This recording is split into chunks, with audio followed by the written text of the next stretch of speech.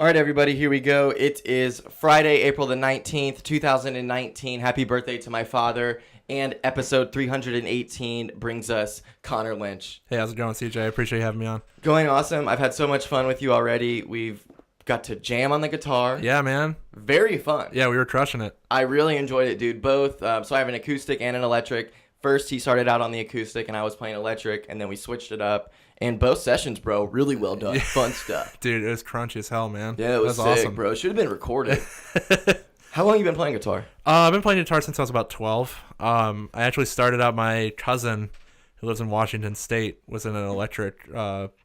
sorry, that's the name of the band. He was in a rock and roll band called the Electric Shades of Blue. Okay. And we flew out there for my grandparents' wedding anniversary. I was about 12 years old, and they left me with him and his friend who's in the band, and they were just, like, jamming. Mm-hmm. And I was like, holy smokes, this is fucking awesome. Yeah, dude. I really want to get in on this. So I went home and I begged my mom to buy me a guitar, and I've been playing basically everything that makes noise ever since. You're 26? I'm 26. I'll be 27 in July. Yeah, so my birthday's in August, so we're really the same age. Look at that. What kind of music were you into in, like, middle school when we were... I started playing guitar at 11, so I'm right there with you. So middle school was kind of two spheres, where it was one that was very much dad rock that was being passed down to me from my dad, obviously, and then Metallica, stuff like Rush, Led Zeppelin, ZZ Top. He was really into U2, but I was into that a little bit less, a little more as I get older, but less. I never cared for U2. Yeah, they're very hit or miss for a lot of people, but there are a couple of records in particular there's that I like, mostly because my parents played them for me when I was younger. But I was very much into that vein, and then the other one was sort of popular alt rock at the time. So some emo. Yeah, so like Green Day and My Chemical Romance. Yes. And Blink-182, as I always say, is the most Suffield, Connecticut band of all time, because like everyone was into that at the time. Yeah. So those two spheres did not always mesh together very well. That's me too, dude. Yeah, but mostly just playing a lot of power chords and punk pop shit. Yeah. I was into, like, My Chemical Romance for sure. Yeah. But once that, like, I'm somebody who, once I heard Welcome to the Black Parade, I stopped listening to them. Yeah, I'm in the exact same train. Dude. Yeah. Yes. The first two albums are so fucking good. Like 3 Cheers for Sweet Revenge is pretty great. It's so good. Yeah. That is amazing, dude. Did you watch Fuse? I don't think so. So that's how I found out about all these bands. How did you find out? Mostly through cultural osmosis from friends of mine that were allowed to buy CDs. Right. So you grew up pretty sheltered? Not sheltered, more of just like, well, I was going to say unaware of stuff, which I guess is the definition of sheltered. Yeah. But it was less that my parents were like, oh, you can't do this. And more of like, they're just like, okay, well, why don't we do this instead? Like, we're just kind of steering me in the direction of Counting Crows instead of that's hilarious. That kind of reference. Stuff. So that, like, just as an example, the first CD I ever owned that had an explicit sticker on it was American Idiot. Oh my God. And that was like, I had to create a full TED Talk presentation to pitch my mom on buying a CD that had a parental advisory label. Were they, or are they conservative or liberal? Because that album was so against Bush. They're definitely not conservative. I would say they are like central left-leaning. Northeast. Yeah, total Northeast. Because my dad is sort of apolitical more than anything. Like, not that he doesn't have beliefs, but more that he just kind of keeps his cards close to his chest. But he's been very vocal about the current administration, not to get too deep into the reads or anything, but this has kind of encouraged him to come out and be like, yeah, maybe this is not the greatest idea. Everybody. Yeah. It's crazy. There's a lot of folks that are doing that, but I don't think they had any issue with it other than, I mean, that was the first album that I heard the word fuck. Oh my goodness. And then, I was... So... We're 13 when that comes out? Yeah, so I'm 13, almost 14 when that comes out. Yeah. So... That's 2004, right? Yeah. Yeah? No, then I would have been 12. I can't do math. I went to No. We were in middle school, for sure, 8th grade. 2004 was on that, or was it 2005? I don't know. I was born in 92. Yeah. So But I went to film school, so I can't do basic math in my head. I can shoot the hell out of some stuff. I can shoot. That was actually a funny thing. So when we first got to undergrad, I went to Emerson in Boston for my undergrad. Which is badass if you don't know. Emerson Mafia is everywhere. You'll see us around if you're in any kind of media field. But so I went to Emerson for my undergrad, and one of the big jokes about Emerson is that there's like essentially no math courses at all. There is one math course, and you can test out of it if you got a 520 on your math SAT. Okay. So like not hard at all. Yeah. So I tested out of that, so I didn't have to take a math class, and all throughout freshman year and sophomore year, everyone's just making jokes about how like, okay, Emerson kids can't do math. But then we got to, you start off with like digital production because it's a little bit less complicated, and then you start to do analog film stuff in around, second semester sophomore year, something like that. And we got to that, and now you have to do things like f-stops, where you have to calculate how much light is actually going to expose the film correctly. And this is all on a film camera. Yeah, we shot 16 millimeter film, so it's like half the size of what you would see in a theater, which is 35. But it's very clunky is the way I would describe it. It's like, because digital, if you are, nowadays you can just point your phone at something, and there's software that tells it exactly how to expose the light correctly and how to get the color balanced correctly. Film, every single part of that is all manual. And if you fuck something up, there's no safety net. Whatever you got is what you got. So we actually did a surprising amount of math when it came to shooting on actual film, because... In terms of adding and subtracting time? Not even that so much as... So here's an example. So when you're shooting slow motion on your phone, it usually does about 200 frames per second, something like that, I think, depending on the phone. So, and then the idea is that you play it back at usually 30 for video, and then the more frames there are, the better the motion is, because it looks more natural. Yeah. It's not... Yeah, it's not stuttering. So when you shoot on actual film, you have to change the speed of the film from 24 FPS, which is normal, standard, to, if you want 50% slower, then you'd have to shoot 48 FPS. So now all of the stuff that goes into calculating the proper exposure for the film, which you have to do by hand usually, is completely changed. So you have to change your shutter angle, because now whatever shutter speed you had before might be letting in too much light or not enough light. You have to change your aperture. And also the other consideration with physical media is if the film speed is going too fast, the film might actually break. Holy. And if that happens, that's really bad. What would make it go too fast? It depends on the hardware you're using, like the camera or the magazine that you have.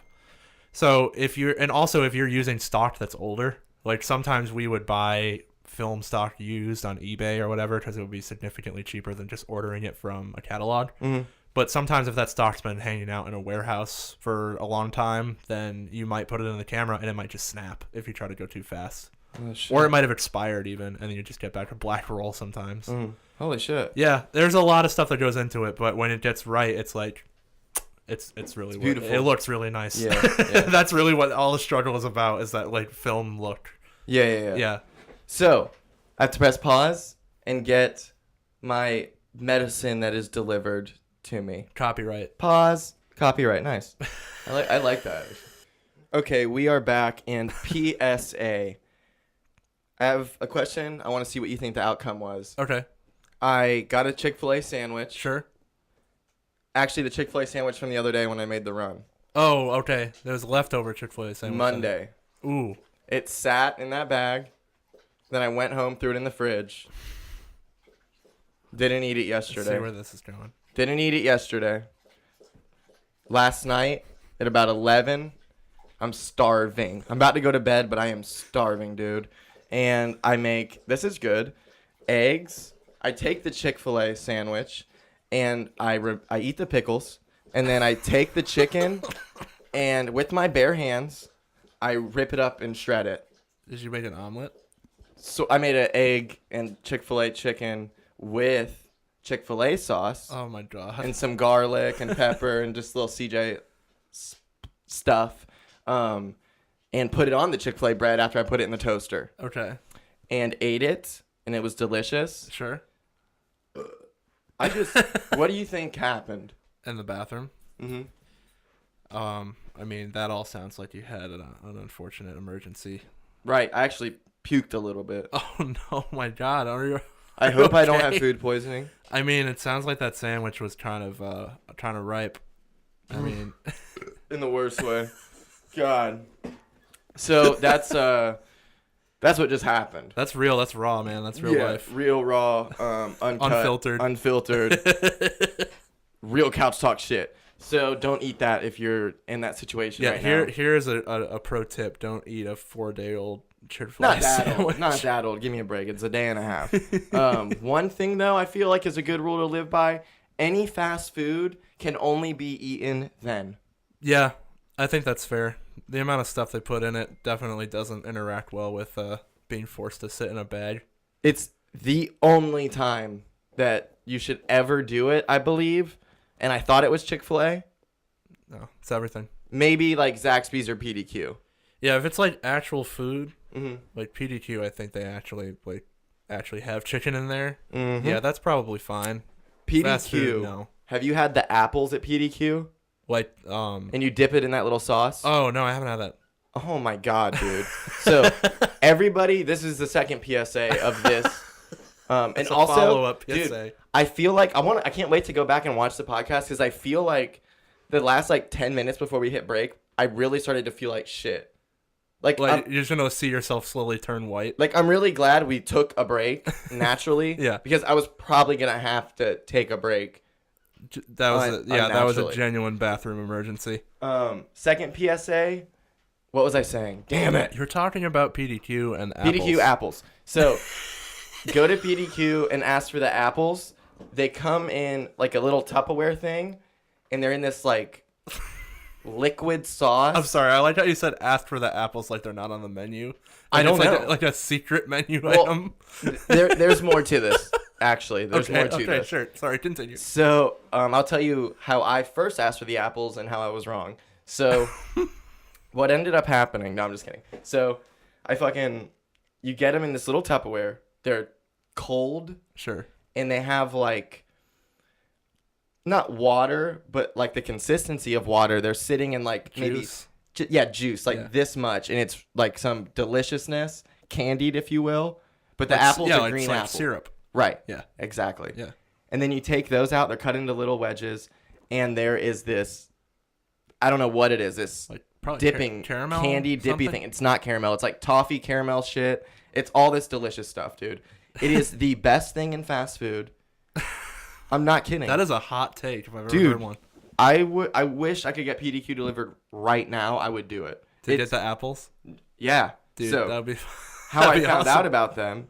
Shout out Spirit. He is Spirit 13 was the first guest on this show. He's in Love Culture. He's a musician, a producer. He's crushing it. Cool. Also been on the show many times. He and we go on bro dates all the time. That's our thing. We just go get food together, and so we're always trying shit. We go to PDQ, and he's like, "Have you ever had the apple dapples?" The appled apples? Apple dapple. So I was like, "Ooh, I don't know what that is." Basically, what I just did explaining it, he did. He was just as enthusiastic about It's it. like, dude, you gotta try this shit. It's so fucking good. So he gets them. Now, I go back to PDQ. I am on my own. Okay. You don't have your spirit guide with you. Right, exactly. I don't have my spirit guide with me, quite literally. So I go, I want the whatever I got, and instead of fries, can I get the apple dapples? Oh my god. And she was like, What the fuck What? are you talking about? the apple dapples? That's not what they're called.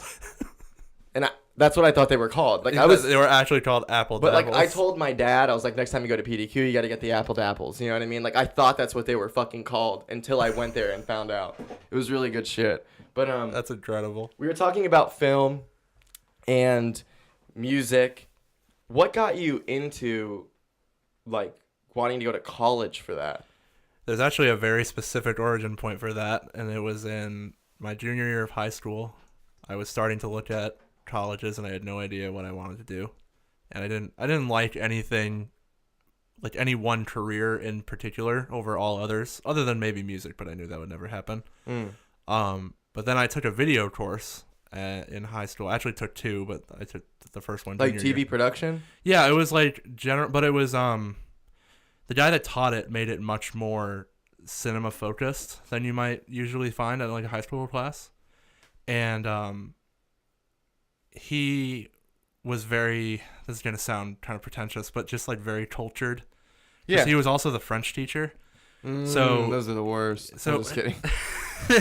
But he was a French teacher, so he had like this huge wealth of knowledge of French film, and he would show these really beautiful films in class, like 400 Blows and stuff like that. What is that? Is that a movie? Yeah, it's a film. Okay. And so he got me really, really into filmmaking, and then junior and senior year, I got a camera and I started making these little stupid movies with my friends. Mm-hmm. And what kind of stuff? They would be very unscripted, off the cuff, usually action oriented. Because there was the main genesis of that was that I discovered that I could edit on not even iMovie, Windows Movie Maker. Okay. And then I also found the function that let you speed clips up. Ooh. So I told everyone, oh, we can just film like two guys fighting, and then I'll speed it up and make it look like Bruce Lee shit. Yeah. And so we filmed like probably 7 or 8 of these little videos where my one friend is fighting this like series of people. It's like Game of Death, but split up over like a bunch of shit. And they're having this sword fight, and then I would speed it up and put like Newgrounds music over it, and that was how I got started in filmmaking. Hell yeah. So then as I got older and I got closer to graduating, I started trying to make like more serious films. They're all terrible, obviously, but like actual scripts and dialogue, and thinking about like what it all means, and trying to find like cinematic language, like what does this shot mean, and what does this edit mean. And then that same guy that was a video teacher really encouraged me to try to pursue it, and so I applied to Emerson. I didn't get in, I got waitlisted. And then I ended up going to UMass Amherst, which, if you're not familiar, in the local area is called Zoomass because of the parties. The parties are fucking crazy. Nick. Hell yeah, dude. Hell yeah, bro. Remind me to tell you my Zoomass story later. Oh, okay. But anyway, so I went there and was immediately miserable. Not your style? No, definitely not. I went there because I got a scholarship. That's basically the entire reason. It's a good reason. It's a good reason, to be fair, but also they had a film studies program, but not a film production program. And it's kind of funny because now, as an adult, I do a lot more film studies type stuff, where it's like theory and critique, and as an 18-year-old, obviously that's not very interesting. Right. I wanted to make movies. So within literally a week of being at UMass, I think the first weekend I was there, I started filling out paperwork to transfer to Emerson and to try to get back in. And thank God I did. So I only spent 1 semester at UMass, and then I went to Emerson. Oh, that's cool. Yeah, it was pretty good. I think Emerson was a good institution. Yeah. Some problems, but overall, very, very good. What do you mean some problems? There is too much of a focus on the industry, in air quotes for those who are only listening. Like as in Hollywood? The film industry, like Hollywood, and like basically when I got there, the not outwardly spoken, but the subtext was like, once you finish your degree, you have to move to New York or LA, or you're not going to get a job. Mm-hmm. And I, from day one, was like, actually, fuck that. And there was a lot of people, and this is not on the school, this is more on the type of people that the school attracts. There's a lot of kids in my graduating class that were going in convinced that they were going to be the next Tarantino or the next Spielberg, which is obviously completely unrealistic.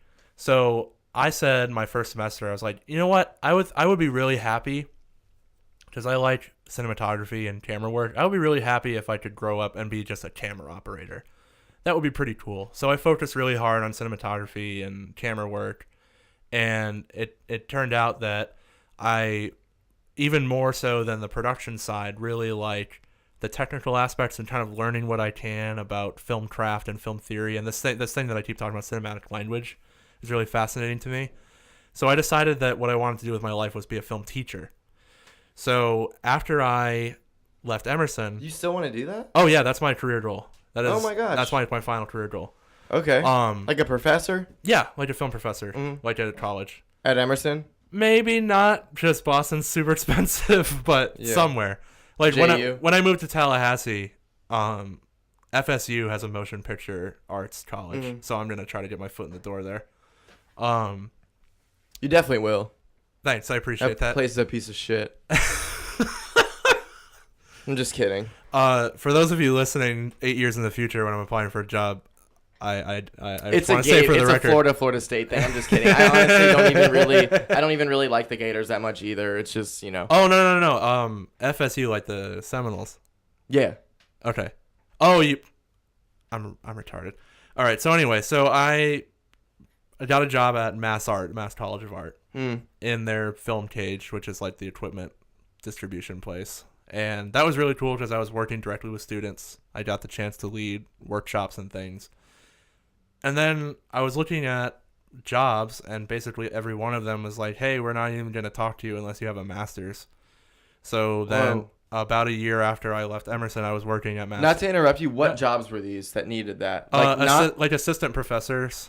Okay. Not like no, not like industry stuff. Okay. This was like going to try to teach. And when you say industry, where you work now is not industry? That would be corporate? Some people would probably put like when they say the industry, they typically mean shooting narrative films on a set or in a studio. Movies and television. Yeah, movies and television, basically. Yeah. So there's, I don't want to pull hairs about it, but that's what I think of. Sorry, that's one of those things I take for granted. I forgot what I was talking about. Oh, I was talking about the jobs. Yeah. But basically, they all said that you need a Master of Arts. So I started looking at programs, but I wanted to keep my job because it was a good paying job. And I found this online program, and I ended up doing it. And I think it took me about 3 years and some change, all told. Was it hard to stay focused doing online classes? You got buzz again. It's fine. Yep. We're good. Okay. As far as online classes go, yeah, I initially thought that it wasn't going to work out for me because I had tried to take an online language course as a high schooler and completely bombed. Like I did not do well at it. But it turns out when it's something you actually give a shit about, Yeah, dude. it's actually rather easy. How old were you? I was 23. Yeah, you're Yeah. older too and Yeah, so ready for it. You're ready for it, yeah. The thing that I liked about it was that it wasn't set up like a traditional college where you'd have, okay, so here's your semester and you have like 4 classes, sometimes 5. Mm-hmm. It was one class at a time, but Sick. but every class was a month long.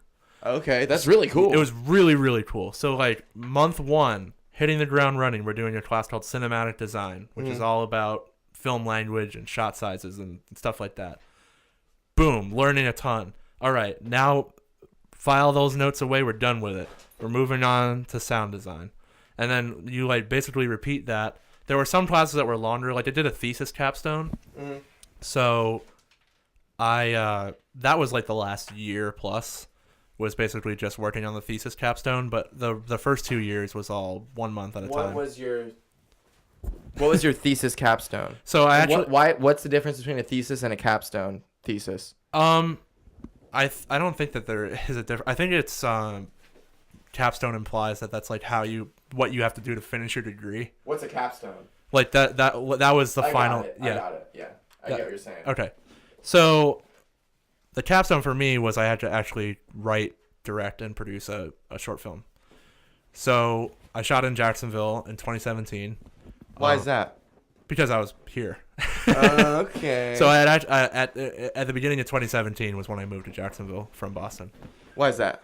Mostly because my wife was here. She went to JU for her master's. She has a Hey. she has a master's in science and marine science. Oh, nice.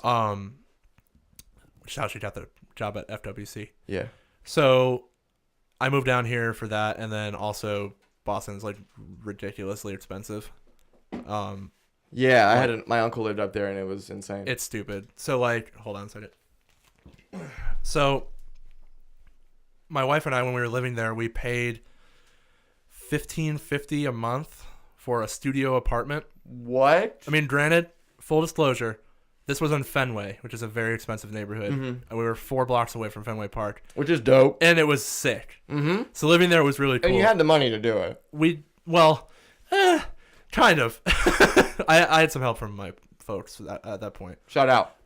But basically, here's a better example. I paid to live in a room in a 3-bedroom apartment, 900 square foot apartment in Brookline, and I paid $1,000 a month. And then I moved to Jacksonville, and we rented an 1,100 square foot single family house for $1,095 or something. Yeah. And we're going to Tallahassee, and we're getting a 2-bedroom apartment for $1,000. Yeah. And I pay $700 here, and that covers everything. That is that's baller. Yeah. That's so cool. Like this is a really cool place. I love it here. Very lucky. So yeah, I moved down to Jackson 2017, and the development process for the story was very, very intense because basically the whole idea is that we've been learning these concepts for 2 straight years, and they want to see it in action. So every single element of the film is deliberate. Like every line of dialogue, every shot, every prop, every color choice is all supposed to be serving your narrative. So the development, a well done film. Yeah, like an actual movie. Not because a lot of the things that you see with student films and why sometimes like I hear a lot from people that aren't really filmmakers.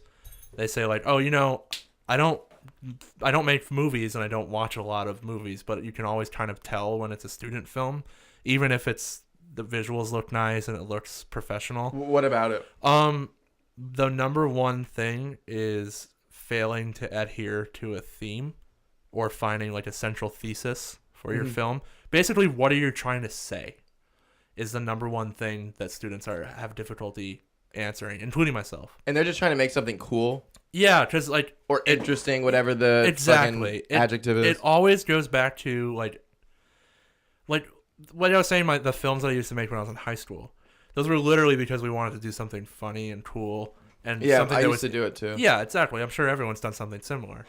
But when you're creating something that you want to share, that you want to have a message, you have to understand what that message is. So that was really where developing my film became really difficult because the message was becoming diluted. Well, when you're that young, you don't know who you are. You don't know what your own message is. How are you going to come up with the message? No, it's incredibly difficult. Yeah. So that's something that happens all the time in student films where, like, if and I did this all the time, if you can't answer what is your film about, and it's not even just a matter of like, this is gonna sound offbeat, but here's an example of what I'm talking about. I love this. So, a million years ago, I was watching this video game conference presentation by the guy that's the lead writer at Bethesda. And he was the lead writer of Skyrim, Fallout 3 and 4, I think. I might be talking around my butt there. But basically, like, some of their big releases from the last 10-something years. And this was when I was a little bit older and I was starting to understand and basically critically analyze the media I was consuming a little bit more closely. And I remember playing Fallout 3 as I would have been a senior in high school probably. And enjoying it a lot, and then trying to play it again as an older adult and thinking, man, this story sucks. This is I just couldn't get into it at all. And I realized it was because the guy didn't understand the central theme of Fallout. And I watched his presentation, and it confirmed the theory because he said he started talking about theme himself, and he said, okay, take for example, Elder Scrolls V Skyrim. In Skyrim, the theme is dragons. And you think, well, no, it's about dragons, but the theme is not dragons. They're just something that's in the story. The theme, I mean, I haven't played it in a long time, but you could argue that it's more about, like, I don't even know what it's about because I don't remember the story at all. Right. But saying that something is physically present in your story is not the same thing as what your story is about. Like, you could say that about any movie. Like, Reservoir Dogs is about bank robbers. Fast and the Furious is about cars. Exactly, but it's not at all. It's about the human conflict, and there's no story without conflict. So it's all about that. So anyway, I forgot what I was talking about completely, other than the point of films, the theme, creating your student capstone. Oh, right. How long, since you forgot, and we're about to get back on it, how long does this film have to be? It was about 20 minutes. Okay, nice. That's a lot. Mine was 22 or 3, just like over that. But basically, they wanted it to be, because that's kind of the sweet spot where if it's longer than that, you start to kind of lose the plot a little bit. Just like a tight 20 minutes. So yeah, it was a hugely involved process, because when I was living in Boston, I had like a network of people that I knew, former colleagues at Emerson, students that worked for me at MassArt. People that could act for you and shit. Right, be people involved. Yeah, and more importantly, people that were like proficient in filmmaking techniques that would. This is gonna sound shitty, but that would probably work for little or no money. That's important, because I was just about to ask, how do you make this on a budget? What budget? My budget was $6,000. They gave you that? No. So that was all my own money. So you're coming up with this? Yeah. Every single student? Yeah. They encourage you to do crowdfunding. Yeah. I did not, because I didn't have time, because I was producing the film. Yeah. And it also sucks asking people for fucking money. Yeah. Patreon.com/CJ Couchtalk if you'd like to help support the show in terms of finances. $1 once, $5 once, $5 a month, however you want to do it. Yeah, I can't do that. I can't ask for money from people. I hate it. I had to ask my parents for money a couple of like years ago for something, and I almost cried. Yeah. I hate asking them for money. Yeah. But yeah, so I put this film together. Especially if they hold it over your head for the rest of your life. Yeah. They're not going to do that, but I know a lot of people that would. Yeah, it's cool you got good parents. I mean, honestly, I could talk forever about this. Just the production itself was just a fucking crazy What odyssey. was it? Give me what it's all about. Give me the rundown. Pitch it to me. What's up? Okay, so the film's called Fall Mountain, and it's about a guy who has crazy anxiety disorder. Who were you in it? No, Okay. I was. Actually, I would be disqualified from my thesis if I appeared in it. You have to Good. be purely behind the camera. Good. So it's about a guy named John who has anxiety disorder, and the catalyst of the story is that he's working at his like shitty retail job, and he has a crazy panic attack while interacting with a customer, and his boss, not in so many words, but basically gives him an ultimatum, is like, fix your shit or you're gonna lose your job. So that motivates him to try to figure out a way to re-evaluate his treatment for his anxiety.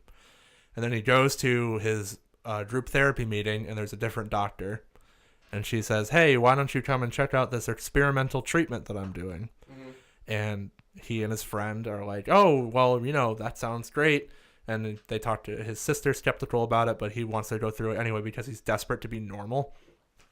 And then they go to this hospital, which is called Fall Mountain Recovery Center, and a bunch of weird things are happening. The doctor's not quite what she said she would be, and the patient. How so? She kind of acts like strange and kind of cold, whereas before she was friendly. I should have prefaced by saying this is a psychological horror movie. Very nice. So they have like this weird sort of Nurse Ratched relationship with each other, and things start going weird at the hospital. And then I don't want to spoil it on air, but Where can we watch this? it's gonna be on YouTube. I am not quite finished with it. There's still some tweaks. Oh shit. Okay. So this is the thing that I run into, and this is another tangent that I could go on forever. But That's what this is about. So I officially graduated in January. So I have my master's. It's done. Keep talking. I'm grabbing my charger. Yeah, sure. But the thing is that with any given film, you could probably edit it again and again for the rest of your life. Like, you could just continuously find things. You could just find continuously things to change, and oh well, this doesn't look quite right. And I'm yourself crazy. Yeah, I'm trying to avoid that, but at the same time, there's just a bunch of stuff like color and sound design that's not quite where I want it to be. So I'm almost done with it, but it will be on YouTube somewhere. When did you start? like start the film? That's the process of writing the script, all that shit. October 2016. Jesus. Yeah, because that was the start of the development phase. Mm-hmm. It would be 6 months before I wrote a single word in the script, because we had to figure out the dramatic structure, how events flow into another, and the central themes and ideas that you're trying to explore in the film. How did you get actors and actresses? Craigslist. Hell yeah. Craigslist and Mandy.com, which is a basically actor Craigslist. If you need to ever do this again, let me know, because I know so many fucking people that are looking for acting work. Pretty much, yeah. Yeah, I mean, I got really lucky. The two leads in the film, the doctor and the protagonist, were both excellent. They had experience before? Oh, yeah. The guy that was the protagonist has been in a bunch of stuff. He had been in a bunch of student films before. Mm-hmm. Very, very serious and dedicated. Method?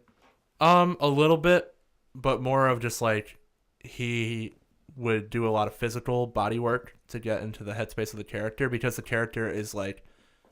I explained it to him this way, because I used a lot of sound cues in post to kind of reflect John's anxiety and how he feels about his surroundings. And what I said to him was like, look, if I accurately reflected anxiety disorder, there would be just constant low-level noise and humming all the time. There would just be constant anxiety. Mm-hmm. So I can't do that, because that would be literally impossible to watch. Yeah. So instead, I wanted to reflect it through his physicality and his character. And he nailed it. Like, he looks terrified. Just like all the time. And then somehow found another gear to get into when the actual meat of the psychological shit starts happening. How many people did you have try out for it? I had like 3 or 4 guys for that particular role. Total, I think like 18 people for like 9 or 10 parts. I forget how many exactly. I got really lucky because I could not find people to come out for the doctor part, because I asked for like an older woman. And the woman who did it, her name is Tracy. She's awesome. Shout out, Tracy. She lives in Pompano Beach. Mm-hmm. She's like 5 hours away. Yeah. And she auditioned on Skype and crushed it. Damn. I was like, this is awesome. You're definitely what we want, but I feel 2019 sick, dude. But I feel bad because like I can't pay you that much. Yeah. you want to know how much I gave the actors? $30 a day, which is nothing. It's more than I expected you to say. So I did. Honestly. I paid them $30 a day, and most of them were on for 1 day. And the other part of it was that the guy that played the protagonist didn't want to get paid. So that saved me a lot. How old was he? He's about my age. I think he's a little older. Is he doing like school for this shit too? Well, he was working on another job, but he actually moved to LA really soon after we shot, and he's a working actor in LA now. That's badass. Yeah, he's a really cool guy, but he didn't want any money. But anyway, so I was like, I feel bad, I can't offer you money. She's like, no. Sorry. How cool would it be if, because it's not out yet, if he just blows up and now all of a sudden you got this motherfucker? Yeah, I got my back pocket, man. Dude, you're like, I know that guy. Put it on YouTube.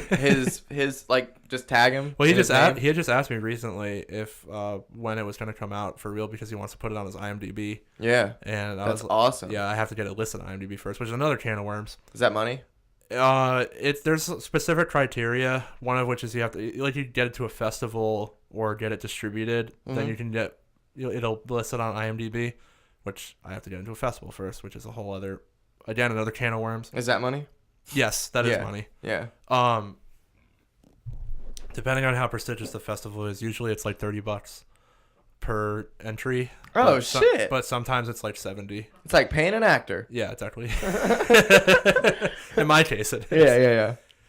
But Tracy ended up actually paying her own way and staying in a hotel because she wanted to be in the movie. Very cool. Yeah, so that worked out really well. How many days did she have to be here? 2. Oh, okay. So she just stayed overnight. Yeah. But the shoot was Stress Town, though, because we were at so you know Cecil Field? Yes. So there's an old medical center there that the JSO uses for training exercises now. But it's also available, and filmmakers in Jacksonville who are listening, this is a really good resource. jacksfilm.com. I think it's either .com or .gov. But anyway, they have an official Jacksonville City registry of locations that are available to shoot film at. What? So all I had to do was go on their website, go in their location registry, and search hospital. and it popped up. And then you just have to they put you in contact with the people that own it. And then I think it was $100 a day to shoot there, which is nothing. What? In filmmaking terms, that is absolutely nothing. Dude, you're getting some good deals. Yeah, it was really, really good. So, but the location was great, but the environment, shall we say. So, Cecil Field has no AC. My God. There is only one room in the middle of the building, it's centrally located, thank God, that has an AC in it. And that's probably just because JSO would get sued otherwise. So basically, and this is in October, so it's not like summer hot, but it's like the tail end of hurricane season. So there's like all these shitty like high pressure winds coming off the sea. And it was bananas hot in this hospital. It was like 90 plus degrees in there. Dude, and we shot in there for 4 days. Have you experienced a hurricane yet? I have. I was here for Irma. So in 2004, 2005 was Katrina. Yes. That was crazy. Yeah. It's either 2004 or 2005. I don't remember if it was the same run as Katrina, but there was like 4 hurricanes in a row. That sounds like trash. Dude, it for sure 3. I might be embellishing, but more than one is still bad. Dude, literally in a row. Like, we got so many days off of school. The hurricane hit, and it would go to recovery, and we'd go back to school for 3 days, and we'd have to get out of school again because another one was coming. It's ridiculous. And that was, it also was happening, there was really bad storms all that summer.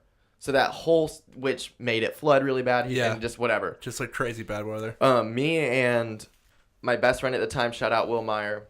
What up, Will? I grew up on Scott Mill. He was on Clare Lane. They're right next to each other. And it was just me and him.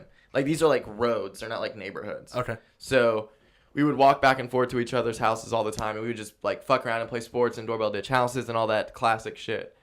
And go up to Blockbuster. Yeah, dude. And we didn't get burnt out from video games, but we were outside kids.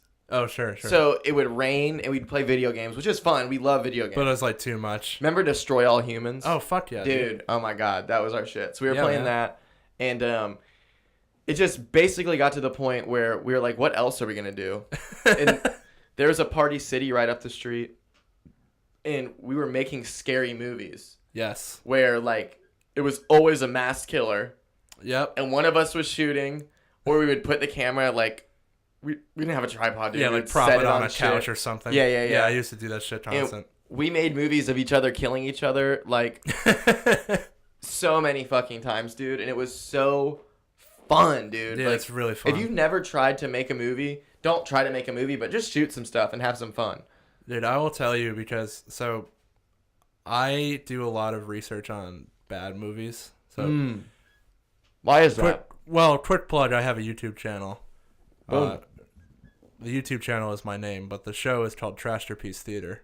Nice. Where I basically examine movies that are so bad that they're amazing. Mm-hmm. And I think that you can learn a lot from bad movies, but one of the primary lessons that I've come away with is that literally anybody can make a movie and get it distributed. Because some of these movies are just absolutely colossal pieces of trash, and they got a distribution deal. And you can go out and make something with your phone. You can do whatever you want. Just like go and do it. Conor Lynch. I think it's CC Lynch on YouTube. CC Lynch. Yeah, I was gonna say that's not you. There's a picture of me with a camera on it, so you'll know it's me. Subscribing. Boom, I got you. Thanks, dude. Dude, I'm so sorry that I subscribed. Why? Because you went from 69, bro. Oh. Damn it. Brutal. I mean, dude, people do not understand how hard it is to get people to subscribe. I have 70 now? Now you do. Oh, fuck. Yeah, I have 96, dude. I wish that I'd been doing my YouTube channel for way longer. Like, you could go back and listen to old episodes. I have 96 subscribers. You can go back and listen to episodes where I was like, because I'm an audio person, like, when it comes to podcasting. Obviously, yeah. So I never watched or gave any merit to YouTube. Sure. So I would always be like, fuck that. Like, I don't watch that shit. I don't think people actually watch, and I was wrong. I should have been doing YouTube from day one because it works. Well, I didn't think anyone was interested, and then I made an episode about Plan 9 from Outer Space, which is the Ed Wood movie. You got to put those right tags in it, too. Yeah. I was throwing mad tags on it, but, like, it just had to be the right thing because Ed Wood is I'm not gonna say crazy popular, but in the sort of B movie sphere, he's definitely well known. And that episode has like literally 20 times as many views as all my other ones combined. Yeah, isn't it so weird how they just like some things that you do crush way harder than others? So I said I was showing my wife. I was like, yeah, I have 1,000 views on this. And she was like, oh my God, that's so awesome. I was like, yeah, I got to do some other stuff that's like well known. Like now I guess I have to do The Room and shit. Yeah, for sure. You know, it's like people don't understand though, like how hard it is to get 1,000 plays. Yeah. No, like, it's crazy hard. Like just like organically from nothing. Yeah, exactly. Really like you could pay your way into it, but like to anybody who's listening, if you're like, I can get 1,000, like 1,000 plays, that's nothing. 69 subscribers, that's nothing. 96 subscribers, that's nothing. You start doing something. Whatever you think you're the best at. Just do it. Even if you want to start a business, how long until you have 69 clients? That's kind of a lot, yeah. It's a shitload. Yeah. Good luck. So go the easy route and start a YouTube channel and try to get 69 subscribers. It's way easier than a business. Guarantee you don't. I guarantee you don't. For at least you don't. Well, what if you're talking to the next? I don't know who's even popular now. What if you're talking to the next PewDiePie? I really hope you're not. Hey PewDiePie, future PewDiePie, I have inspired you. You're welcome. I'll take 10%. That's what we do here. I'll take 10% off the top. Yeah, me and Connor just are basically your partners now. Yeah, you can make that check out to me. But like beyond having that many subscribers, like try to go viral. Try to make a video of you doing whatever you think is sweet or you whatever. You have to catch lightning in a bottle, man. You won't do it. Yeah. Dude, it is so like it's so hard to get people to understand that you don't just go viral. No. You don't make a viral video. If you have the intentions of making a viral video, you won't. It won't happen. It'll be because you did something stupid and then someone shared it with their grandma and now that's like in front of 1 million eyeballs. The only people that do viral videos that are intended to be viral are those that have huge audiences. Yeah, they already have a built-in brand. Yeah, until you have a huge audience, you are not going to just go viral because you did some funny, clever thing. And the thing is also that on YouTube, it's so impossible to parse what's even going to be listed properly because they won't tell us what the algorithm is. Yeah. So we can infer all their power. Yeah, we can infer what it is because of what we understand are trends that are shown on YouTube. Like they like, the algorithm likes frequent uploads that are short. Yeah, that's my problem. I have the frequent uploads, but they're long. Yeah. And my problem is the exact opposite. I upload maybe every 2 months. Yeah. And they're long, dude, well-researched videos. To do that every 2 months and have that many subscribers is pretty fucking cool. Thanks. For real. It's almost all from the Ed Wood video. I would have already checked out your shit if you would have fucking told me you had it. Yeah, sure. Well, check it out, man. Yeah. See if you like it. Yeah, whack off to it tonight. You're in the videos, right? What's that? You're in the videos, right? I'm not. My voice is. Well, okay. I still could. My face is in the intro. I'll pull up a picture of you and just listen to it. All right, there you go. Cool. It's like the audio porn. ASMR. Someone was telling me the other day that I should do ASMR videos. I was like, no, I don't. Dude, I got the same thing. Have you ever considered ASMR videos? I'm like, fuck no. So today we're going to talk about ASMR. I would like to do a funny one, which I've talked to you about, the metal screaming. just absolutely just destroy. It would be so fucking funny, and everyone can scream like that. Just like really quietly. Yeah. Like you can do that so easy and everyone has it in them. Yeah. Screaming is such... This is really awesome in the headphones. It's such an insane art to be able to do that. I can't even parse that. I cannot at all scream. Like in any way. No. Like not even if I really go for it, because there's that insecurity of actually going for it. Like people that find out their real singing voice, that's brave. Yeah. Is fuck. Mine is more of I'm nervous I'm going to damage my throat parts. I don't give a fuck about my body, dude. Are you like health conscious? Fuck no, dude. Look at me. Yeah, but for those of you who are listening, I am 6'3" and 240 pounds. I'm pretty overweight. But like you're big. Like I don't know how overweight you are compared to... I mean, I got a big old staying down there. Let's say you get super healthy. Mm-hmm. I think you would be roughly the same size. Just because you're a big motherfucker. You got big hands. Yeah, but I mean, I probably have a smaller belly, but like muscles and stuff. Mm-hmm. I mean, muscles. I just like to trim down a little bit. I'm definitely trimmed. I used to be 300 pounds. Damn, I can't even picture that. Oh, I could show you a picture. I used to be 300 pounds and have hair down to here. When was this? This was like, well, I think the last time I had long hair was maybe 3 or 4 years ago. Mm-hmm. And I was 300 pounds in 2016. Damn, dude. Yeah. That's awesome. Yeah, it's pretty all right. That's 60 pounds. Yeah, it worked out pretty good. Fuck. Oh, I can show you my license photo. Yeah, I'm like 290 in my license photo. I look like shit. Yeah. Also, they made me take my glasses off, so I look like a serial killer. The most I've ever weighed is like 155. Yeah, that's me 50 pounds ago. You don't look like a serial killer. You just look like a fucking idiot. Dude. Yeah, I'm just kidding. No, I definitely look like a big old goobus in this photo. They made look like a goober. They made me take my glasses off, and I looked like shit. Not that I want glasses, but I think, unfortunately, I have perfect vision because I'm an optimal human being. Oh, I'm so sorry for you, CJ. It's honestly like it's a curse. I know. I'm gonna be real here. My genetics are ridiculous. Like, I'm so lucky. Yeah, Dude, my health, I've never been health conscious. I've never been healthy. Never to worry about it. I haven't been to the doctor in so fucking long, but every time I go, every time I used to go, up until even when I was like 20, they thought it was like, they were always thinking that I was like really health conscious. I have perfect everything. My eyesight's good. So here's the danger, though. What if the next time you go to the doctor, they're like, "Hey, all your shit's falling apart." Dude, my mom had cancer at this age, ovarian cancer, stage 4, which That's obviously I don't have ovaries, awful. but yeah, and she was healthy. She wasn't like a. Get yourself checked, bro. It's 2019. We're looking out for ourselves. I don't know, health insurance, dude. Oh fuck, dude, that sucks. I don't know, and I have a really fucked up like, my tooth cracked from my wisdom teeth coming in. Yeah.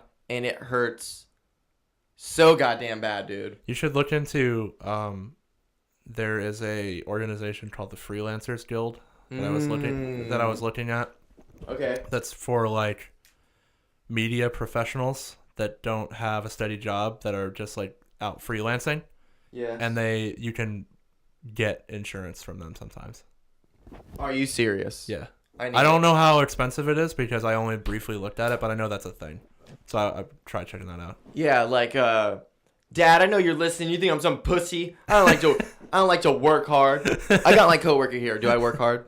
Oh, hell yeah, dude. Thank you. Dude, CJ's busting his ass all day. Thank you. Also, secondly, you think I'm some pussy? No, I'm just kidding. My dad doesn't think I'm a pussy. But I do remember this. When I was playing football, I was a running back.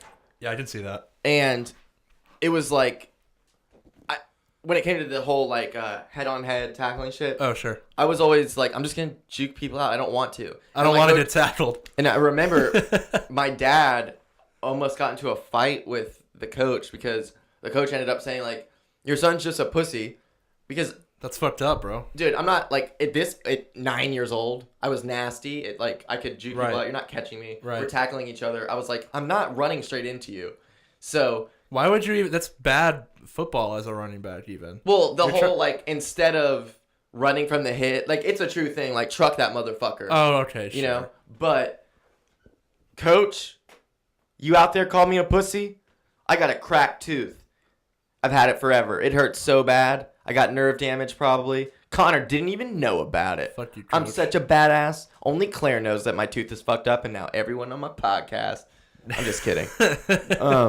But I think that how you work hard inspires like me to work hard, inspire everyone. You know what I mean? Like we all feed off of each other. Yeah.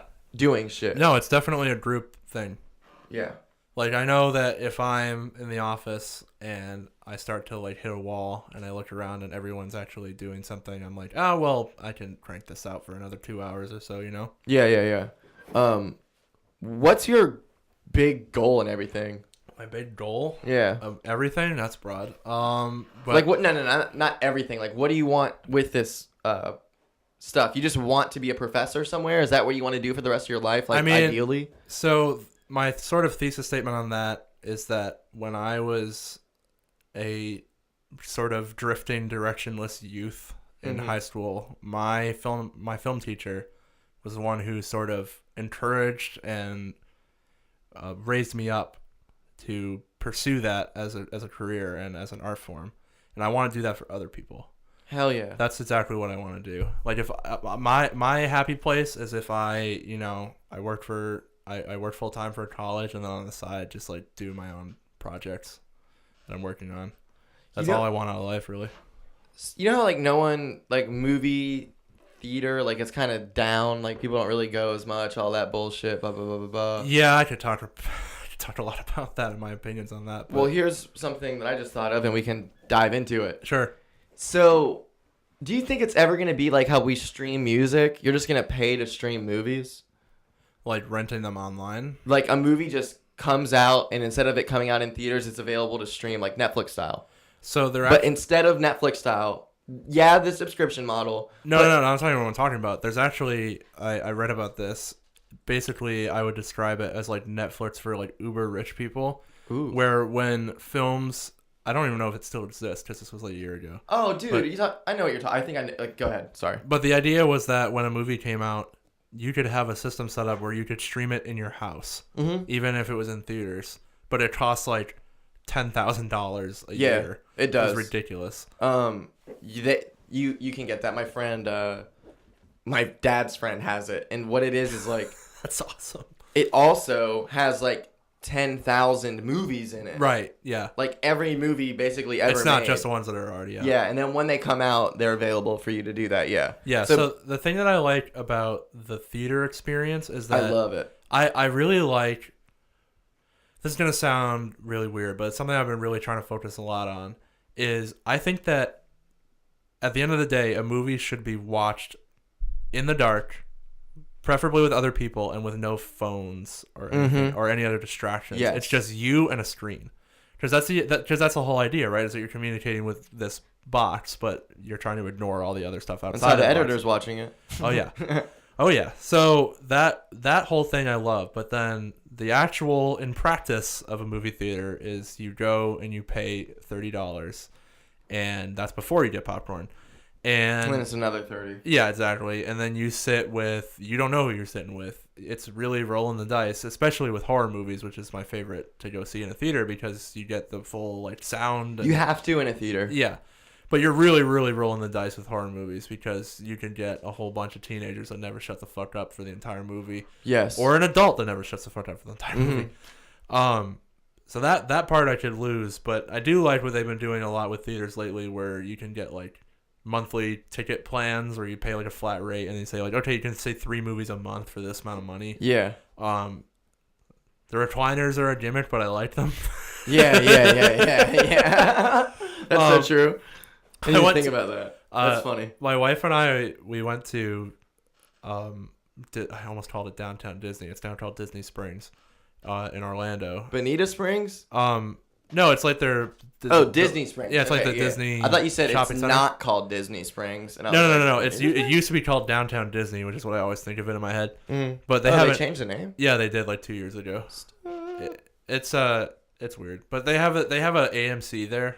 And it's like enormous, and at that, I mean, it costs like $1 million to see a movie there, but I don't even remember what movie we saw. I only remember that when we went, they had like table service, like you could sit down and they had like a little counter in front of you, and you could literally order food, and then usher would bring it to you.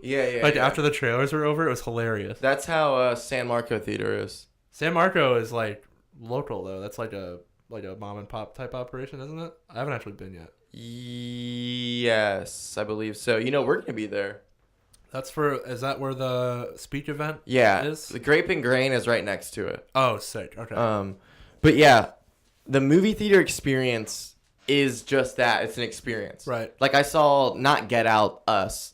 I'm so glad I saw it in theaters. I'm really glad I saw Us in theaters. Like I would, not that I would have hated it, but I know that I would not have enjoyed it as nearly as much. Yeah.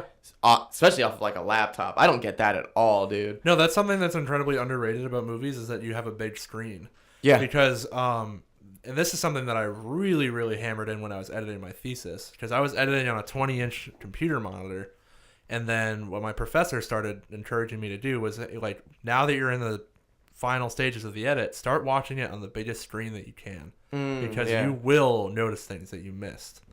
So what do you mean by that? Notice things you missed. It's just like, okay, so here's a really basic example. When I was editing on the screen, there was a transition between two shots that was awkward, where it wasn't quite matching up. But I didn't really notice because, well, one, I was staring at the same footage for 8 months. But two, just looking at it on a small, like, Final Cut window, I just didn't see the way that it matched up properly because there wasn't enough screen real estate to show it. But then I took the film that I exported it, and then I put it on my TV, which is like a 55-inch TV, and I saw it right away. It was right in my face. And I think that's a mistake, but deliberate things in films as well, like background details and little subtle things like that, you might miss, like you said, on a laptop screen or, heaven forbid, an iPhone screen. Oh, yeah. But, like, on a movie theater screen, it's all there for you to see. Yeah. So that's probably the number one reason I like it, is having just being able to see everything and being, like, basically immersed in that frame. So have you thought about editing on, like, a fucking 60-inch television? So I actually tried that. It didn't work because of input lag. But dude. Oh my god, that would drive me crazy. But I think that there's something to be said for it. But also I think that it would probably be impractical in a lot of situations. They have to make 60-inch monitors, right? I guess in theory there's one. Well, they probably do, but the thing is that producing a monitor that big that is, like, calibrated right for a professional editor is probably super expensive. Yeah. Because professional editors have, like, these crazy intense, like, 8K monitors that are, like, professionally color balanced, and they're like perfectly suited to professional work because all the colors are, like, perfect 1-to-1.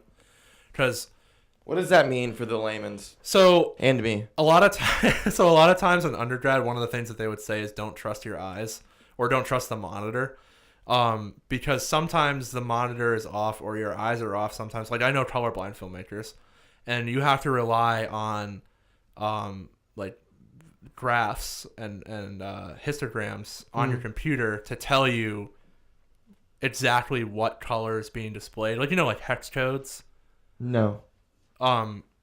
So when you're trying to reproduce a specific shade, you can generate a 6-digit or 6-digit. I know what you're talking about now. Yes. Yeah. Yeah. So, like, 0.0479878. Well, like at Yellowbird, we have, like, the yellow. That's one hex code. Like, I can type in. I forget off the top of my head. If I had a keyboard in front of me, I could type it. But anyway, so you type it in, and it will produce that exact shade again. So the thing is, if a monitor's not calibrated right, then you might have shot something that was not the color you want. Put it on the monitor, and this is an extreme example. Put it on the monitor, and it would maybe it looks like the color you want, but it actually isn't. It's just your monitor. Yeah. So you have to use digital tools to double check that that's right. But then these professional monitors are calibrated specifically to be color perfect. And that's an expensive process. When you make a 20-minute or whatever, a sequence of things, how do you make it to where it all looks the same? Is there like a major preset? So part of it, it's a bunch of different things. Part of it is getting it right in camera and making sure that your exposure is correct and making sure your color balance is correct. See, like right now, dude, fuck. It hurts so bad. That's why I'm making this weird face. I'm sorry, people. No, it's all right, man. Keep going. Anyways. I'm grabbing Orajel. Okay. I'm listening. So part of it is getting it right in camera. And then part of it is also there is a specific color space that's considered safe for broadcast and for feature film release. Is that that little box thing? Is that little box histogram looking thing? Like with the bars with like the fuzzy. It looks like a waveform. Yeah, so that is a measurement of light. So basically, that's telling you the intensity of light across the frame. But what I'm talking about is color specifically, like shade, not brightness. but there's a specific color space it's called Rec 709, which is recommendation 709. That's like the standard for broadcast and for film. Yeah. So is there like laws? What were you talking about the other day about the laws of? Oh, is that the way you render something for television? It's more of a industry standard recommendation. Mm-hmm. Like, I don't think they would literally tell you can't broadcast something that's not in that color space, but it's a baseline and it's like real, like close to real life. So it's like a good baseline. But then from there you can start doing crazy shit, like changing the color. Like, you know how in Breaking Bad when they're in Mexico and everything's orange? Yeah. Like, that's all in post. Yeah. They probably didn't, at least, I think, shoot it that way in camera. Mm-hmm. They probably just like cranked it up in post-production. That Vince Gilligan. That Vince Gilligan. What are your, like, when I say top 5 influential film, that can be Breaking Bad. That can be Reservoir Dogs. Top 5 influential films. Number 1 is probably Pan's Labyrinth. Mm-hmm. John Carpenter's The Thing. I never saw that, but I do love John Carpenter. I guess I can't say I love him. You should definitely check out The Thing. It's my favorite movie of all time. Okay. It Follows is really influential on me. I love It Follows, dude. Give me that. That's great fucking score. Highly influential. Oh, it's amazing. We've talked about this before. We talked about Disaster Piece, and I was a baller. I'm mostly rattling off films that I listed as references on my thesis paper. But I really liked that one. I really liked The Witch. I never saw that, but I wanted to. It looked really fucking good. It's very, very good. It's difficult to parse. I would recommend watching it with subtitles. Should I watch it tonight alone? I think alone in the dark is the most effective way to watch it for sure. Mm-hmm. It's very, very bleak and like just oppressively terrifying sometimes. I like that. But it's all in period appropriate, like old English dialogue. Mm-hmm. So I would definitely recommend subtitles. Okay. Like I saw it in a theater and it was I got the gist, but I was kind of like missing some things here and there, and I heard people out loud in the theater being like, "What the fuck are they talking about?" Yeah. So that one's on there, and then Black Swan is another favorite of mine. I never saw that either. That's a really good one. That is the best, in my opinion, the best depiction of like a person slowly unraveling that's ever been put to film. That's what I wanted to talk to you about off mic, but it really doesn't fucking matter. I would love to do. And I've talked to my girlfriend about this. Like, I think it'd be really cool to do it here with the way the setup is. Sure. Like, basically, and I know you got to get out of here soon, I'm sure. Oh, no, my wife's touching me. So, for people who don't know, if you haven't seen in the smoke breaks when I do a daytime one, there's like a golf course on the other side of the lake or pond that I live on. So, I think, like, even if I don't want to direct it or anything. I just I want to be in it because I want to try acting. I think that I'm sociopathically suited. So I'm like sitting out here. I wake up. I smoke a cigarette. It's like, because dude, it'll be so foggy out there. Yeah. You know what I mean? Yeah. And I just see somebody standing out there. They're not looking at me. But they're just out there. Ominous. And they're not walking. Yeah. It just makes no sense. And there's because there are always people running and walking their dogs. And that's all going on. Yeah. And he's just standing in the middle of it. Okay, I did that. Basically. So that's just like an image you have in your head. Exactly. Yeah. They're not seeing it, but I am. But I think that he exists, obviously. Okay. So I smoke my cig, go to work. When I'm at work, maybe I see another thing like that out the window. Some weird shit, you know? I'm seeing things that aren't creepy and scary, but they don't make sense. Okay, sure. But they're justifiably could be really there. It's not like a clown on a tricycle with balloons. It's just like a dude or a woman just like standing there. So there's this concept that I've seen come up a lot in horror film theory called the uncanny. And it's a word to encapsulate when something is familiar but not right. Okay. So like exactly what I'm trying to say. Perfect. Yeah, that kind of feeling is so difficult to articulate. Yes. But it makes people just really uncomfortable in the right setting. So, how you saw that other patio, the living room one? Yeah, sure. Right next to it is my neighbor's Okay. There's a gap between, but you could literally like take a step and be on theirs if there wasn't the little fence thing. Sure. So I go out there to smoke a cig. Now I just got home from work, and already sitting out there is this girl smoking a cig, and basically she just moved in, but she's not a real person. You know? Okay, sure. So she just moved in, and I'm like, I see her there. She's smoking. We hang out, and like, I start doing all these things, which I'm not too sure yet, which is where the writing process comes in. Sure. This is just like the general gist of it. Yeah, you got like a vibe. Is that I'm becoming schizophrenic. Like, dude, there's weird, like, I'm not saying, I question my sanity all the time. Okay. And I'm not saying that to be like, I'm not crazy. I'm saying it because because so much weird shit happens. Sure. Like, dude, the other night, I had my headphones in, and I was walking Daisy, and it was really late. Like, she woke me up to go outside. It was actually like 3 something in the morning. Okay. So, it's really creepy in this place, dude. I mean, I can see that it's cavernous. I really feel like it's haunted, like for real. And I grew up in a haunted house, like legit. All my friends, like I said, I live with my best friend's older brother. Yeah. My best friend, dude, was terrified of my place. It's fucking creepy. So I walk out there, and I got Daisy, and it was really windy. So I couldn't spark the cigarette outside, and I knew that. So I opened the door and went to spark it inside. And as soon as I spark it, I hear this voice say, "Don't do that." Oh. And I thought it was my roommate. I just felt like a shiver. I thought it was my roommate. And I turn around, and in the darkness, it looked like this woman was standing there. Fuck that. But I'm not saying that's real. I'm probably just woke up. No, blah, blah, blah, blah. Sure, you know what I mean? sure, My mind's sure. not right. That's my whole point. Half asleep. But that is something that, like, imagine in the movie, because she's not living here yet. I mean, I just saw that in my head like a movie. That's classic, so classic shit. Imagine if same situation. Daisy wakes me up in the morning. It's 3 whatever.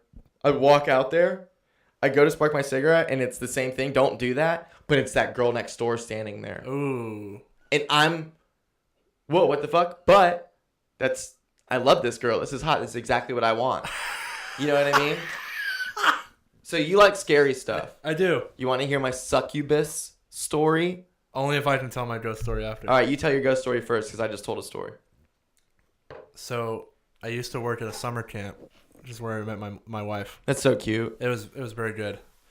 And the summer that we started going out, I was staying there over the weekend, which is not normal. Usually you go home. So I was staying there over the weekend with my boy Victor. Shout out Victor. Shout out Victor. And we're in the cabin together, just like hanging out. And we had an N64, and we had a bunch of pudding.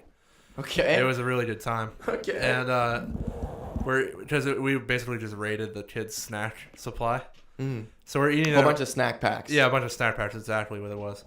We're eating the chocolate snack packs and playing Smash Brothers. It's a pretty good time. Yeah, you're fucking 9 years old all over again. It's perfect. Just crushing it. And I realized that we don't have any milk. And I'm like, we should really get some. So I just You're really 9 years old. Yeah, exactly. It's like fast forward 10 years now. And I go to the dining hall. And the way that you have to understand the way that this camp is situated. So there's this big white house on the top of a hill, which we creatively call the White House. And original. It's really easy to describe to people because it looks like the house from Texas Chainsaw Massacre. Oh, okay. So we this house at the top of the hill, and then there's like a little. It's not a big hill. It's like really really shallow, and then at the bottom in like a semicircle are 8 cabins, and we're staying on like the right side of the semicircle. So I go up to the right side of the house facing the front, and on the side of the house there's a side entrance to the dining hall, and so.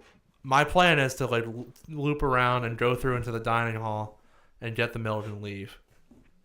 And I get to the gazebo, which is maybe 15 yards away from the front door. Pardon me.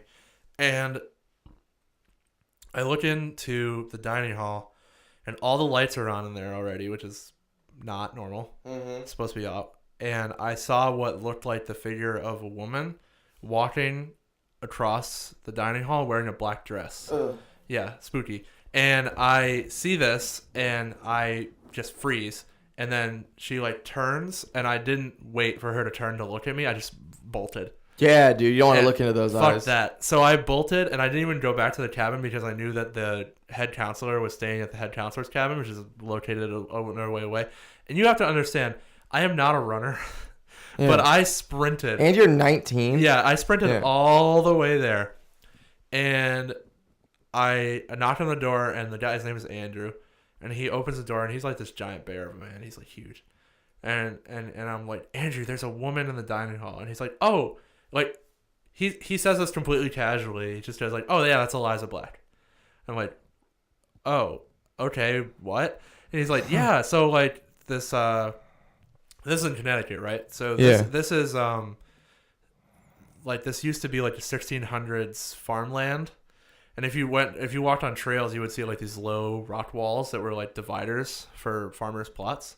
Okay. And it's she and her family, I guess, had like cholera or something, and they died. Classic. And they're buried on the property, and she haunts the White House, is what he said. Jesus. So, and he said that's why I refuse to sleep in there, because people complain. There's like rooms above the main floor where guests sometimes stay in retreats, and they're like, that shit is death haunted. Like, that shit is super haunted. And so, anyway, the conclusion of that is that the next day I went for a walk on a trail that's off of the camp that's called the Graveyard Trail because there's a graveyard on it.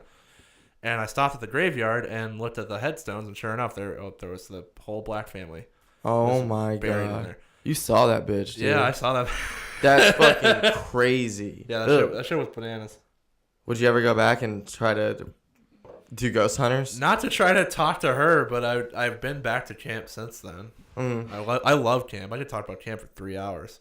So there's so many stories from camp, but that's just one of them. You met your wife there. Yeah. You're going to hold it sacred in your heart forever. You're Oh, probably yeah, going to end up fucking... Do you still, like, volunteer there? We went back for Alumni Day. That's the extent of our post-camp activities so far. It's just difficult to get back to Connecticut. Yeah, true. We drove there for Alumni Day in 24 hours. Like, we drove from Jacksonville to Connecticut. It sucked. Yeah, that's horrible. We left at 4 a.m. and got in at 1 a.m. Yeah, it probably really is 24 hours. Yeah, it was garbage. Yeah. Because I know from here to Chicago is 18, and it's farther from here to Connecticut. Yeah, it's like 21 or something. Yeah, Jesus. So, when I was 18, I was dating this girl. This is the succubus story? Yeah. Okay, cool. I was dating this girl who... I am a weed smoker. She was not. So... Got it. I go to her house, and across the street from her was my friend who me and him both indulged. So it would be this thing where I would pretty much hang out with her and then leave, and instead of going back to my house, I'd smoke with him and then go back to my house. Yeah. And he couldn't, like, smoke at his house, though. So we'd go to this place where I ended up living in this apartment complex later in life. I actually got evicted from there. But we... We'd go there. It's like the most classic Mandarin smoke spot. It's Old St. Augustine at the Lakes for everybody who's a Mandarin person. Shout out Mandarin. All the Jacksonville Duvalians. So I smoked with him, and I wasn't like tripping. This is all like completely normal. Yeah, dude, I'm you're not just vibing. hallucinating. Yeah, just hanging out. So it's like 2 a.m. Leave. We leave that spot. I drive home, and I'm all by myself, and are you familiar with like San Jose at all? Yeah, a little bit. Okay, you know where like Steak and Shake is? Yeah, do I? Fuck yeah. All right. Well, I live off Clare Lane, which is where Ale House is. Okay, sure. So you just go all the way down Clare Lane, Yep. take a left. My house is right there All on the right, Scott Mill Road. I'm oriented now. Perfect. So I'm at the light to take a left onto San Jose. I just passed Steak and Shake. And I'm on it's Hartley It's Road. 2 a.m. Yes. Okay. No one's out. Yeah, it's like dead. Yeah, this is also a weeknight. So, I mean, Get it, my dude. college, Yeah, buddy. winter break. Hell yeah. So I'm sitting there, and a car pulls up behind me. It's an FJ Cruiser. You know what I'm talking about? Mm-hmm. I only say that because it's distinct. Yeah. Yeah, it has a look. I don't know anybody who has that either.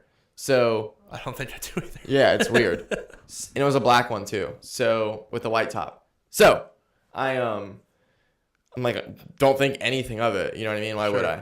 So Yeah. I take a left, and I'm a slow driver. So I just hop instantly into the far right lane because I got to take a right anyways. Yeah. And You're moving over traffic, yeah. they stay behind me. And I'm, whatever. They're behind me, and I'm like, this is weird. So when do you start to think that they're actually following you? Instinctually, right away. Yeah, I'm with you. Logically, I'm with you all the way. Talking myself out of it the whole time. I do that every single day. So I'm driving. It's only like 3 blocks. Sure. To Claire Lane. Yeah. So I'm driving, and I'm going I'm going to start going so slow that like they have to go around me. Mm-hmm. And they don't. They're just chilling behind you. Yeah, and that's pretty spooky. And it's nighttime. I can't see what they look like or anything like that. Yeah, fuck that, honestly. Yeah, and I'm really scared. I'm like, what the fuck? So I tell myself, the moment I get onto Claire Lane and I'm gonna drive, because there's sometimes there'd be cops because there's that ale house, and then right behind it's a cleaners. Sure. In between that, there'd be a cop sometimes. Like a speed trap. Yeah. Yeah. So I'm like, as soon as I see that there's not a cop there, I'm gunning it. Dude, it's a dead straightaway, Yeah. Don't go home if you think you're being followed. Well, that's the thing. If I am being followed, that's okay. Yeah. Okay, I'll get into this. So, I turn down Claire Lane. They turn down Claire Lane, and I'm like, what the fuck? Okay. As soon as I see that the cleaners are good, gun it. Full speed. Yeah. I'm in a Chevy Cobalt going like concrete foot 95. Yeah. Very sketchy. Come to the stop sign, turn my lights off, and there's my house is up on the left. Okay. And I've lost them. They're not like hauling ass either. So I can see them, but they're way back there. They're not going 95. They're not close at all. Okay. They're probably closer to a mile than half a mile down the street. Okay. So take the left, pull into my driveway. It is pitch black on this road. It's all canopy trees. You know what I mean? Yeah. My house. Yeah. Pitch black, huge oak trees, like literally 5 oak trees in the front and backyard that cover everything. Can't see the street lights and all that? Nothing. Fuck that, dude. Pull into my driveway, and the fucking motion light goes off. And I'm like, are you fucking kidding me? And I see them come to the stop sign and stop. And I'm like, okay, I'm tripping. Like, I'm tripping. Dude, I would think the same shit. But I meant like I'm tripping by tripping out on this. Like, this is not scary. This person's just going to keep driving. And they take the left. And they turn into my fucking driveway. Are you serious? And now I've got a driveway. You pull off the road, it's straight. And I park to the left because my garage is right here. And there's a spot on the left side, too, that we built for more cars to park. Dude, like, I know you survived this, and I'm scared for you. Dude. So, Spoilers, he's still alive. I'm in the car. I'm like, I'm not getting out of the car, you know? Mm-hmm. And the car's just sitting there. And I'm also at my house. Yeah. So I'm like, do I honk my horn and tell my dad something's going on, you know? And I'm about to, like, call my parents. Do I fucking call 911 right now? And I look, and I see that it's a girl in the car. A hot-ass girl. Okay. All I can see is, like, from here up. But I can see she's a beautiful face and, like, long black hair. Yeah. And I can't tell yet, but she ends up looking, like, super gothic looking. Sure. But sexily dressed. It was the perfect representation of Satan. If she... The only thing that was missing was a red dress. Sure. You know, she was gorgeous. So what was her deal? I get out because I see that it's this girl, and I'm like, worst comes to worst, I'll fucking beat this bitch's ass if she thinks she's going to kill me. No, I'm just playing. But, I mean, if you're going to try to kill me, it's on. Yeah, it's self-defense. But I get out, and I'm like, I don't say anything. I'm just like, you know, what the fuck is going on? And dude, she's looking at me like this. Gets out of the car without not looking at me. Opens the door, turns off the car, dude, gets out. I hate that. And now she's standing there, and she, like I said, she's really hot. And I'm like, so that's throwing me off. You know? They're like scare aroused. I'm really scared, but also like, what is this? So I'm like, what's going on? Like, who are you? Yeah, who the fuck are you? And she's like, you don't know me? You don't recognize me? Jesus. And I was like, no, I don't. And she's like, come on, like, you know me. Yeah. And I was like, no. And I'm not trying to be redundant, but this is literally how it goes. I don't know you. Yeah. And I'm like, no, I do not know you. And she's like, yes, you do. You always have. Ugh. That is what scared me, okay? Ugh. So instantly, I'm like, wait, what? I was like, I don't know you. Oh. And she gets kind of mad. And she's like, yes, you do. And I was like, look, I'm sorry if I met you at a party and I just was really drunk probably and I don't remember. Because, like... Right. I feel like you would remember that. I don't remember. Yeah. You know? And I'm like, what's your name? Maybe that'll help me. But, like, I could have easily been blacked out lady. And she was like, Sam. She said her name was Sam. Oh, that's my wife's name. And I know 2 Sams. Now I know 3 apparently. I know 2 Sams, like girl Sams, and neither of them were that girl. Okay. So I told her that verbatim. I was like, I know 2 Sams, and you're not. They're not them. Like I don't know you, you know. And oh, my ass hurts. she starts getting really mad, and she's like, you do know me, and I'm not trying to be redundant, but that just keeps happening. Yeah, sure. So it gets to the point where I'm like, So what the fuck was her deal? she's mad. That you don't remember her? Mad. Yeah. So I'm like, look, you're scaring me. My wife's calling me. Okay. We'll end it. Hey, we're almost done. Can I call you back? Okay, hold on a second. Okay, so I'm like... Finish it up. I'll bring it home with the Zoom ass story. Perfect.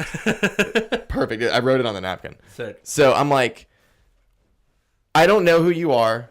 You're scaring me. I had chills. I showed her. I have chills listening to this. And I'm like, I don't know what to tell you, but I don't know you. I don't remember you. It doesn't matter how much you tell me that I know you. I don't. Yeah. So I'm that's it. I'm going inside. And she goes, you're not going to let me come inside with you? Oh. On some vampire shit. Yeah. And I was like, fuck no. I'm not inviting your ass in. I was like, you're scaring me. Look. Like, I literally, dude, I was being mean. And I have a gate. So my whole thing is gated in, but there's not a gate, like, that opens and closes to pull into the driveway. Okay, sure. But there's a gate to get, like, To the into house. our front yard. Yeah. So I go onto that. I close it. And I was like, you need to get out of here. Like, I don't know who you are. Yeah, I that's great. apologize. And she literally goes, what? Like, she has her keys and yells at me. CJ's dude. standing for emphasis. And she's for like, those who are listening. you don't know me? You don't know me? And I was like, we've gone over this. Like, no, you know? So did And- you have to like scatter a salt circle around your house or something? One more time. You're not going to let me come inside? Just let me come inside. Nope. And I was like, fuck no. Get out of here. Def on some vampire shit. And she gets in her car, speeds off, like, in reverse, Dude, that's Speeds fucking off. wild. go inside. My dogs are at the front door, Like freaking out? freaking out. Yeah. Go sleep. My TV was broken in my room, so I went into the guest room, the most haunted room. Yeah, she's so cute. Shout out Daisy. Go into the What up, guest Daisy? room, the most haunted one. Had crazy dreams that night. Ugh. So that's my succubus story. I Dude, could that's have. fucking wild. What would have happened if she comes inside? You know what I mean? You would have your soul sucked out through your dick. She would have made me come inside her. Okay, next. Tell me the Zoom ass story, and I'll get you out of here. All right, we'll bring it home with the Zoom ass story. So this is actually kind of connected because it took place on Halloween. Hell yeah. So it's kind of two that are connected because one happened to me and one happened to my friend. That's a little bit more interesting, but they're both kind of funny. Just lie and say the interesting one happened to you and the other one happened to your friend. I take that back. Exact opposite happened. So I was definitely not in my dorm by myself like a sad boy on Halloween. Mm-mm. And You're out partying. nope, definitely not. So I had to go to the bathroom, and I lived in the basement of this dormitory, and I Oh my god. yeah, it sucked. Ugh. So I went down to the bathroom, the boys' bathroom, and there's 3 stalls in there. So you figure you got a pretty good shot at getting one that doesn't suck, even if it's on Halloween. Because on Halloween is when UMass goes fucking crazy. Zoomass. Zoomass is why Everyone dresses up like animals. It's crazy. That's why it's called Zoomass. So I went in there and I opened the first stall. There's a fatty turd sitting in there. Fuck yeah, dude. So I'm like, all right, well, let's try the next one. Open the next one. There's pee all over the seat. Fuck I'm like, yeah. all right, well, maybe the third one will be just right. And I open it, and my first immediate thought is that the stall is covered in blood. Jesus. Which I later turned out to be sauce. But I thought it was blood, and I look over, and there is half a calzone floating in the toilet, and there's like a white box on the floor. So my theory is that someone took half a calzone in the box and drunkenly threw it against the wall of the stall as hard as possible. Fuck yeah. And it landed in the toilet. So at the end of the day, I ended up going in the one that had the turd in it, just flushed it. Flushed it, yeah. But the much more interesting story is that my friends were happened to be there on the same day, but I only found out about this later. They were looking for a party, and they were on like frat row. And this is so in Amherst, Mass. There's like a street that connects the campus to the actual town, and all of that street is frats. Yeah, it's just tons of frats. Douche row. Douche row. And they're checking it out, and they're trying to find out what house they want to go to. And the other important element of the story is that one of my friends in this group is dressed. So he's dressed like a soldier from World War II, but he's based his costume on a black and white photo. So he's wearing dark clothes. So he looks like a Nazi. He's not dressed like a Nazi, like he didn't deliberately do it, but he looks like a fucking Nazi. Oh my god. And everyone tried to tell him not to do this, but he did. But anyway, that's important. That is so fucking funny. Yeah. So and there's like 6 of them, and they're looking for a house to go to a party in. And they walk by a house where a guy is standing on the roof wearing nothing but his underwear. And he goes, "Fuck yeah!" And he falls off the roof and lands in a bush, and they all stop and are like, "What the fuck? Like, should we call somebody?" And then he crawls out of the bushes and stands up and goes, "Yeah!" They're like, "Okay, we're going in that house." Yeah. That's the spot. So they go in the house, and Which in hindsight, probably not where you want to go. Definitely not. Yeah. So they're partying, hanging out, and they're drinking, and they come to find out that these brothers have a home brewery in the basement, and they're making their own beer. And this sort of running theme where they talk to all the fraternity brothers that they're trying to come up with a name for their custom beer brewery, and they're thinking about this all night. And then very, very late in the evening, when things have gotten past the point of sloppy, they're playing beer pong, and the guy who looks like a Nazi is getting into it with a guy who's dressed as the Headless Horseman. Is anyone bringing up his Nazi look? Not really. Okay. So, but good for him. But I think not. Well, at least not to his face. Right. So like the people. Is that kid a Nazi? Like is that kid like actually dressed as a Nazi? But like my friends that are there that are not dressed as Nazis are like, no, he's trying to do this whole thing. What are they dressed as? I don't remember. I know one guy was Hercules. So Hercules and a Nazi. Yeah, and I think one guy was like Iron Man or something. But like, there's just like just a motley crew. That's so funny. That's why Halloween is so inherently funny. Yeah. Because it's ridiculous. So they're getting into it. This Headless Horseman guy and Nazi guy are like getting into it over beer pong. And there's another dude from the frat that's like going around taking pictures of everybody with like this shitty little like disposable camera. Hell yeah. And you know how it's gonna make like just the trashiest photos with like the flash. Yeah, dude, they're horrible. It's amazing. So he happens to snap a picture of them just as the Headless Horseman guy socks the Nazi guy right in the jaw. What? And I wished, like, if you're out there and you have this photo, please send it to me immediately. Oh, he's out there. The photo's hilarious. I only saw it in person like one time. It's fucking amazing. But anyway, the whole point of that is so lucky. The next day, the frat decided to call their beer Pumpkinhead Nazi Brewing Company. Oh my god, dude. So that is the summary of Zoomass. Pumpkinhead Nazi is not gonna work. This ain't it, Chief. Pumpkinhead, anything else. Sure, it's not. Literally, Pumpkinhead, almost anything else would work. Pumpkinhead Nazi is brutal. This ain't it, Chief. So, do you want people to follow you, find you? YouTube is CC Taylor, right? CC Lynch. CC Lynch. I don't know why I said Lynch Taylor. on YouTube. The show's called Trash Your Piece Theater. That's TRAS, Terpiece Theater. And yeah, check it out if you like bad movies. I like talking about bad movies and talking to people that like them too. There really is a whole entire culture of that. Oh, there absolutely is, and I love it so much. There's a lot you can learn from it. From So Bad They're Good movies. Well, dude, fun times. Yeah, it was a lot of fun. I appreciate it. That was really fun, for real. Thank you. Well, everybody, he crushed it. I can no longer do ending words of wisdom from the comic of the week. I don't think I can do ending words of wisdom anymore. I got in trouble on YouTube. So I'm going to give you this outro and talk to you on Monday. Peace. Bye. All right, everybody. So yeah, as you noticed, there was no intro for this one. I cut it out. I love it. I think it's a great intro, but I'm trying this new thing where we just get straight into the conversation. And with the outro, I can't do the ending words of wisdom anymore. So I am just going straight up into the outro beat that Bluff God created for me originally. He also created the intro, the couch. Just fucking so awesome. I love it so much. And maybe I'll start putting it at the end since I can't be doing ending words of wisdom anymore. But I really think that the best way to get these episodes going and just get people is just starting straight off with the conversation with the guest instead of doing an intro.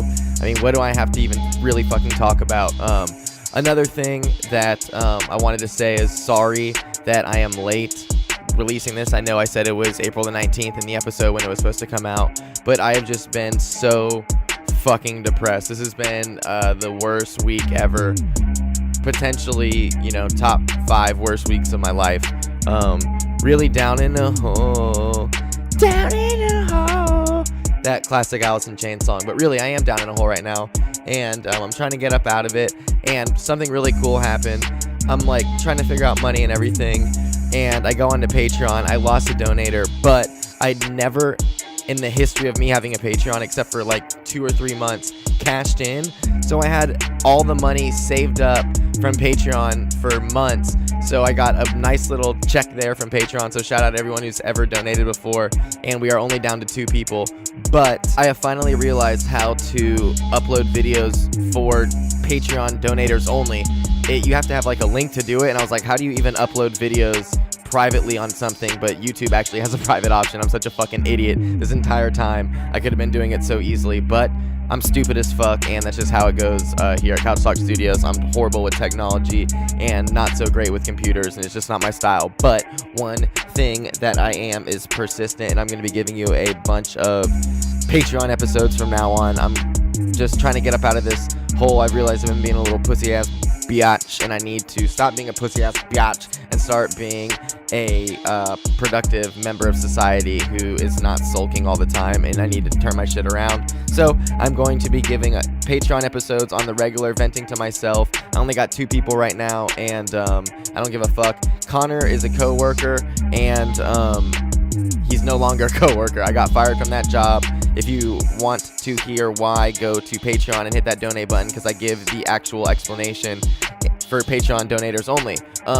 You can also just watch the smoke break video, F is for fired and F is for fake it till you make it, because I talk about it in there, but it's extremely brief and not really what it matters at all. It doesn't really get into why I got fired at all. It just says that I did. But if you want to check that out and just help the cause, patreon.com/CJCouchTalk. That's what I would really like to do is, I got fired from my job. I was doing podcasting professionally. How cool would it be to continue doing that through listener support? We got enough listeners. If everyone would just donate $1, I think we could do it. You're out there, you're buying coffees every day, you're buying Red Bulls at McDonald's, fucking McChickens and bullshit.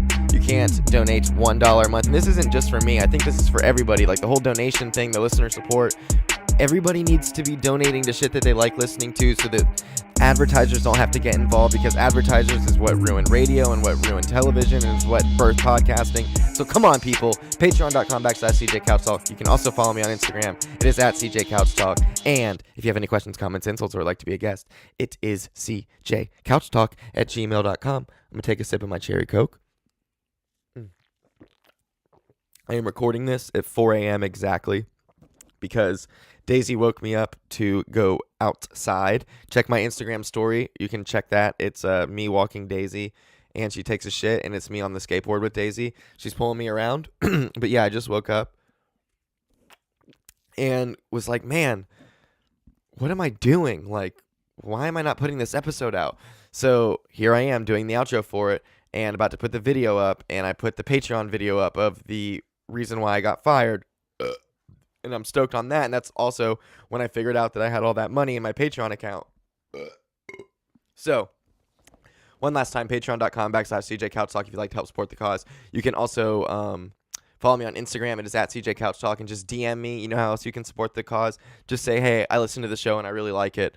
That just always feels awesome to get those. And it's just something that's really, you guys don't understand how much that means, just because, I'm I don't know. It's super cool to know that and know that you're doing something. So that's Instagram at CJ Couch Talk. And also, if you just want to see what's going on and get some cool clips of everything, if you're just an audio listener, you can see like some video clips. They're usually pretty funny. Some of them are thought provoking, but usually they're just funny.